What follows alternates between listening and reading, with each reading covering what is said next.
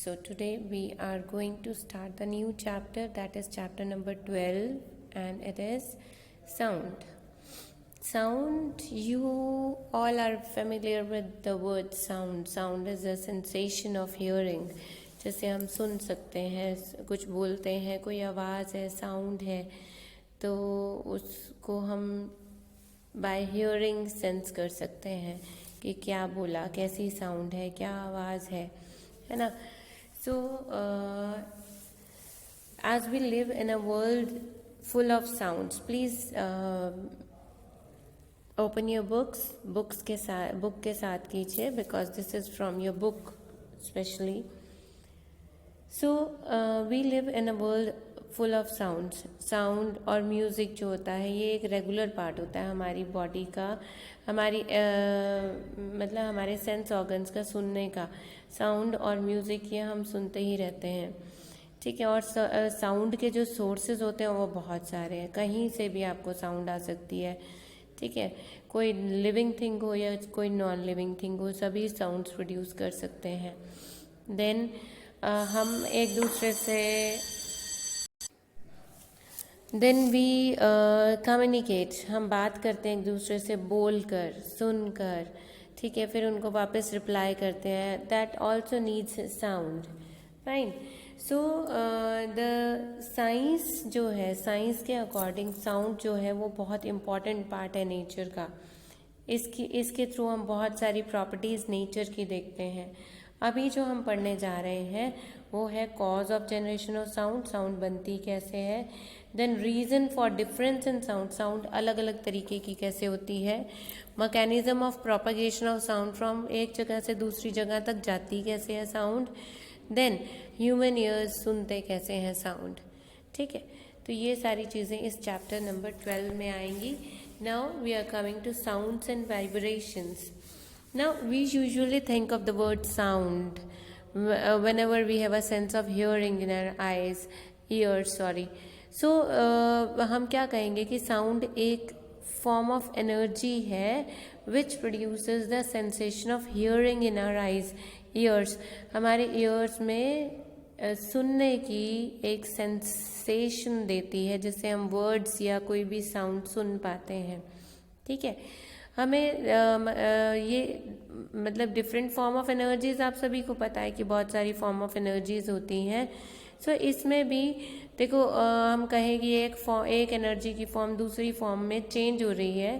Then when we clap our hands, sound is produce, ठीक है. तो उसमें हम देखें ज़रा हमने क्या किया कि कौन सी साउंड किस तरीके से प्रोड्यूस हुई. जब हमने क्लैप किया तो हमारे मसल से मस्कुलर मैकेनिकल एनर्जी जनरेट हुई और वो कन्वर्ट हो गई साउंड में. सो हमें पता है, देखो striking, shaking, blowing, rubbing, plucking, different objects से साउंड निकलती है, ठीक है. अब इन सारी चीज़ों को अगर देखें कि इनमें क्या हो रहा है तो हम देखेंगे इसमें कोई एक ऐसी चीज़ होती है जो वाइब्रेट कर रही होती है. वाइब्रेट मतलब अपनी पोजीशन पे अप एंड डाउन हो रही होती है. जैसे हमें कभी शिवरिंग होती है ठंड में, तो हम कैसे कांप रहे होते हैं ना, that is also the vibration, type of vibration. So when ever a source produces a sound, अगर किसी भी सोर्स से साउंड प्रोड्यूस हो रही है तो हम कहेंगे कि कहीं ना कहीं वाइब्रेशंस प्रोड्यूस हो रही हैं. सो इससे हमें क्या पता चलता है, दैट बेसिक कॉज जो है, साउंड का बेसिक कॉज है वाइब्रेशन. किस तरीके की वाइब्रेशंस हो रही हैं. अब ये एक्टिविटीज़ आपकी बुक में है बेटा, एक्टिविटी नंबर 2. एक्टिविटी नंबर 1 में तो सिंपल ये था कि आप अपने सुबह उठते ही साउंड्स को सुनिए और देखिए आपको कौन सी साउंड अच्छी लग रही है, कौन सी नहीं लग रही है. सो नाउ एक्टिविटी 2 जो है, एक तारा जो इस पर्सन ने लिया हुआ है, एक म्यूजिकल इंस्ट्रूमेंट है. Pluck its wire gently and let it go. इसकी वायर को ज़रा सा आप छेड़ेंगे तो और देखेंगे the wire is seen to vibrate. उसी टाइम वायर वाइब्रेट करने लगेगी और जैसे ही वाइब्रेट करेगी उसमें से एक म्यूजिकल साउंड निकलेगी. तो जो म्यूजिशियंस होते हैं जिनको एक तारा बजाना आता है, वो उसको बहुत प्यारे तरीके से एक स्ट्रिंग लेते हैं, स्ट्रिंग से उसको एक रेगुलर पैटर्न में उसको वाइब्रेट कराते हैं, मूव कराते हैं, जिससे बड़े अच्छा सा म्यूज़िक निकलता है। देन एक्टिविटी थ्री आप एक डफली या ढोलक या कुछ भी ऐसा ले लीजिए। उसके क्या होता है, वो सारी खाली होती है। डफली या ढोलक देखे ना, तो उसके एक तरफ चमड़ा लगा होता है, एक मेम्ब्रेन लगी हुई होती है।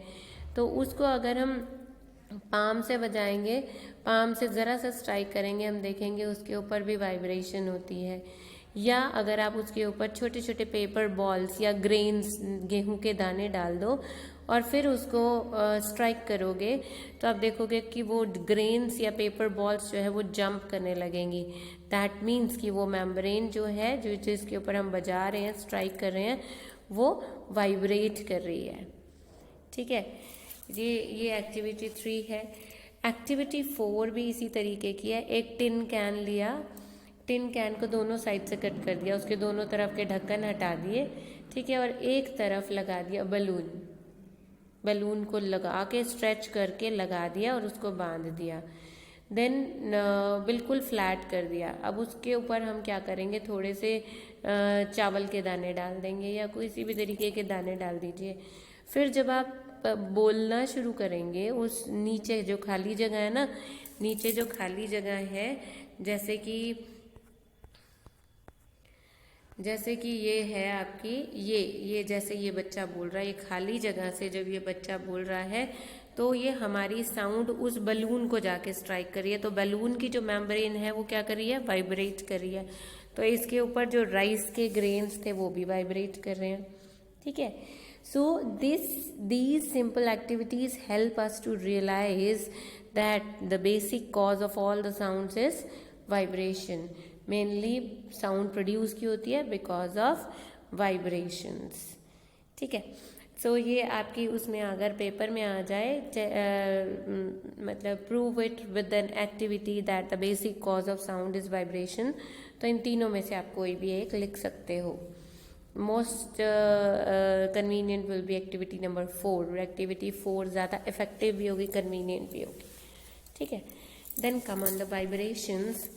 वाइब्रेशंस देखो, वाइब्रेशन का मतलब होता है एक पोजीशन, अपनी एक पोजीशन पे कोई भी चीज़ पड़ी है, जैसे पेपर है, आप अपने हैंड में एक पेपर होल्ड कर लीजिए और उसको ऊपर नीचे बैक एंड फ्रोथ या आगे पीछे ऐसे मूव कराएंगे, तो this is vibration, nothing else.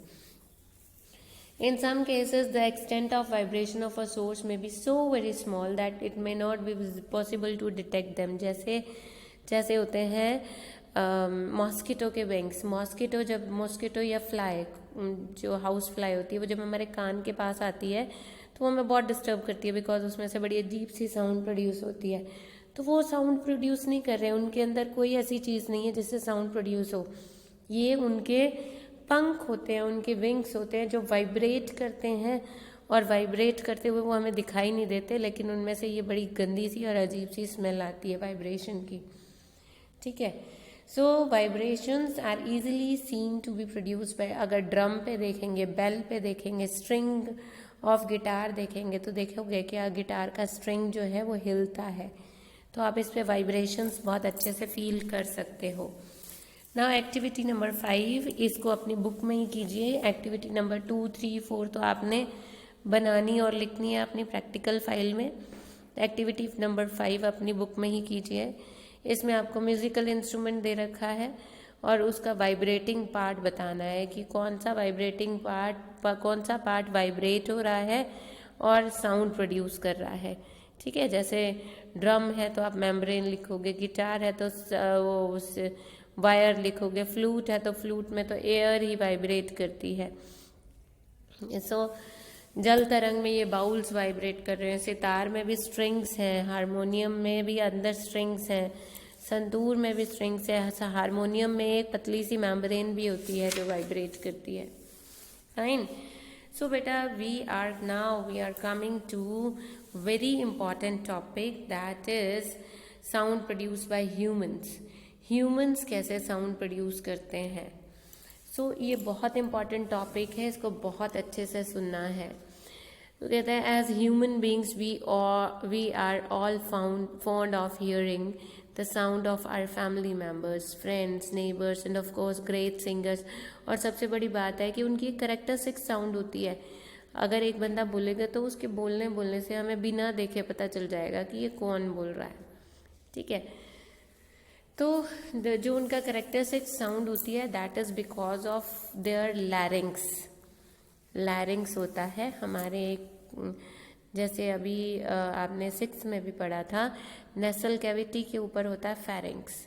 Pharynx एक कैविटी है, फेरिंग्स नीचे आता है तो एक जॉइंट पे आ जाता है जहाँ से विंड पाइप शुरू होती है, और हम उसको बोलते हैं लैरिंग्स। लैरिंग्स में से आवाज़ निकलती है, उसमें वाइब्रेशन होती है, दैट्स वाई हम उसको वॉइस बॉक्स भी बोलते हैं। सो हमारी ह्यूमन बॉडी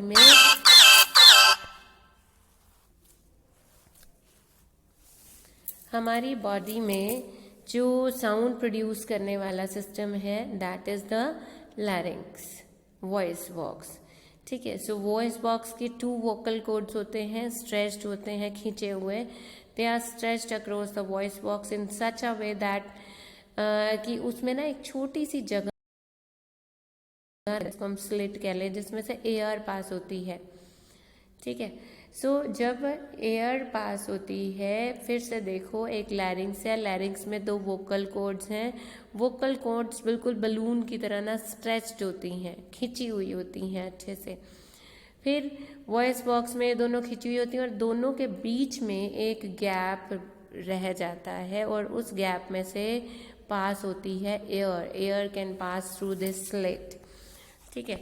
अब लंग्स क्या कर रहे हैं, लंग्स उस स्लिट में से एयर को पास कर रहे हैं। वोकल कॉर्ड्स के बीच में जो स्लिट है, जो गैप है, उसमें से एयर जा रही है, किसकी वजह से, लंग्स की वजह से। This makes them vibrate. ये एयर जाने से उसमें वाइब्रेशन होती है और साउंड प्रोड्यूस होती है।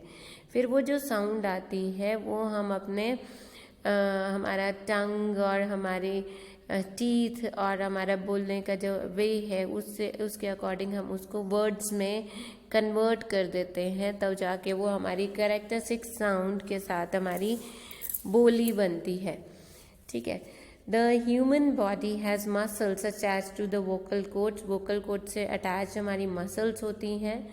दीज मसल्स क्या करती हैं, these muscles pull the attach ligaments, उसके साथ जो लिगामेंट्स धागे स्ट्रक्चर्स होते हैं उनको खींचती हैं। फिर उससे क्या होता है, वोकल कॉर्ड्स टाइट या लूज, पतली या मोटी होती जाती हैं।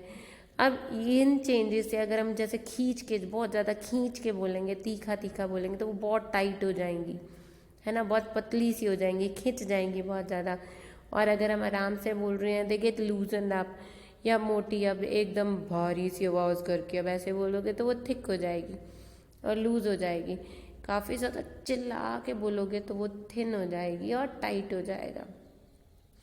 ये जो चेंजेस होते हैं वोकल कॉर्ड में, they help to change the pitch of the sound. इससे हमारी पिच चेंज होती है। पिच मतलब जैसे तीखापन है या भारीपन है, हमारी आवाज़ को श्रिलर, तीखी सी बना देंगे, या फ्लैटर, भारी सी, ऐसी जैसे मेरी अभी आई है ऐसी बना देंगी।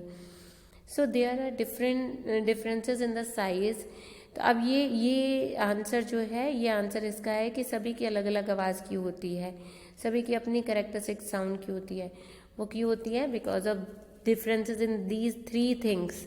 क्या, size of vocal cord, tautness of vocal cord मतलब कितनी टाइट है, थिकनेस ऑफ वोकल कॉर्ड कितनी मोटी कितनी पतली है। सो छोटे बच्चे, लेडीज़ और जेंट्स जो होते हैं उन सभी की आवाज़ में डिफरेंस इन्हीं 3 वजह से होता है, ठीक है। So this difference results in each group having a characteristic sound of its own. हमें सबसे पहले तो पता चल जाता है आवाज़ सुनते हैं कि बच्चे की है या लेडीज़ की है या जेंट्स की है। फिर अगर हम उसको जानते पहचानते हैं तो वे ऑफ टॉकिंग से और साउंड से हमें पता चल जाता है कि ये कौन बोल रहा है ना। So now our next topic is sound produced by animals. Animals में कैसे साउंड प्रोड्यूस होती है। हमारी अर्थ पे बहुत सारे वैरायटी ऑफ बर्ड्स और एनिमल्स हैं। So endless varieties of sounds are also produced by them, है ना। कितने सारे तो अभी तक तो हमें बर्ड्स और एनिमल्स ऐसे भी हैं जो अनडिस्कवर्ड है। सो उनमें से साउंड्स भी उतनी ज़्यादा प्रोड्यूस होती हैं and some of them are very pleasant to our eyes. जैसे कोयल बोलेगी तो बहुत अच्छी लगेगी और कौवा बोलेगा तो बहुत अनप्लेजेंट लगेगा। So others are not so pleasant, unpleasant होती हैं।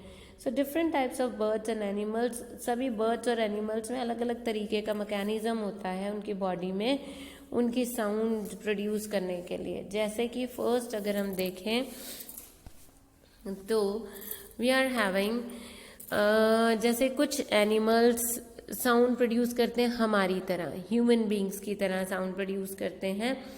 There are quite a few animals that produce sound by means of vocal cord. vocal cord he use करते हैं। जैसे डॉग्स भी के नेक में भी vocal cords होती है, कैट्स में भी, हॉर्स में भी। So dogs bark with their vocal cords, cats mew with their vocal cords, horses neigh with their vocal cords, lions roar with their vocal cords and cows moo with their vocal cords। Means in सभी के पास vocal codes हैं। Then mainly ये तीनों बहुत important है, birds, insects and frogs. Birds के क्या होता है, बर्ड्स के नेक में एक कार्टिलेज होता है जिसको हम सायरिंग्स बोलते हैं विंड पाइप में। ये भी एक मेम्ब्रेन की तरह होता है। दे यूज इट इंस्टेड ऑफ, ये इनके गले में वोकल कोड नहीं होता है, बॉक्स में एक मेम्ब्रेन होती है कार्टिलेज जिसको हम बोलते हैं, जिससे उनकी साउंड निकलती है। ये जो characteristic sound is a jarring और अनप्लेजेंट वन, लाइक जैसे क्रो है। और इसी ऐसे ही कार्टिलेज से कुछ पैरेट या मैना की, कोयल की साउंड्स निकलेंगी जो प्लेजेंट है। सो इट डिपेंड्स कि वो कितनी पिच के साथ बोल रहे हैं या कितना स्ट्रेच हुई है उसकी, उनकी कार्टिलेज कितनी मोटी है, कितनी पतली है। So it depends. Okay, then we are coming on insects. Insects के बारे में मैंने आपको अभी बताया था that insects like mosquitoes and bees, they make their characteristic sound by vibrating their wings rapidly. उनके विंग्स बहुत रैपिडली वाइब्रेट होते हैं जिसकी वजह से उनमें साउंड आती है। जितनी तेज़ वो वाइब्रेट करेंगे उतनी ज़्यादा आवाज़ आएगी। ठीक है, धीरे धीरे वाइब्रेट करेंगे तो धीरे धीरे आवाज़ आएगी। ठीक है जी। Insects vibrate through their wings, birds vibrate through a ring of cartilage syrinx in their windpipe. Fine. Then animals का पूछे, dogs, cat, horses, lion, cows, they have their characteristic sound because of the vocal cords just like human beings. So the last one is frog. Frog क्या करते हैं, क्रॉक करते हैं। Croaking के time पे उनका क्या होता है, उनके ना गले में कुछ एक स्पेस होता है, खाली जगह होती है जिसको हम वोकल सैक्स बोलते हैं। तो उसमें जब हवा वो भरते हैं वो बलून की तरह फूल जाते हैं और जैसे ही वो हवा छोड़ेंगे तो जैसे बलून को हम छोड़ते हैं तो आवाज़ आती है ना, वैसी ही आवाज़ उनके गले से आएगी। So additional inflation of their throat help them to make their croaking louder. और जितना ज़्यादा फुलाते जाएंगे उतनी ज़्यादा उनकी क्रॉकिंग बहुत लाउड हो जाएगी। सो we thus realize that our world of sound is a really diverse and amazing one. It is perhaps one of the reasons that makes our earth such a unique, lively and interesting planet कि सभी के sound produce करने का system भी अलग है। ठीक है जी। So read up to page number 221 of your book. Then in our next class, that means tomorrow, we are going to learn the propagation of sound in different mediums. ठीक है जी। So thank you very much. Diagrams बना लीजिएगा। Diagrams एक तो आपने sound produce by humans वाला diagram बनाना है और ये 3 एक्टिविटी नंबर 2, 3 और 4 आपने नोटबुक में करनी है। एक्टिविटी नंबर 5 आपने बुक में करनी है। सो थैंक यू।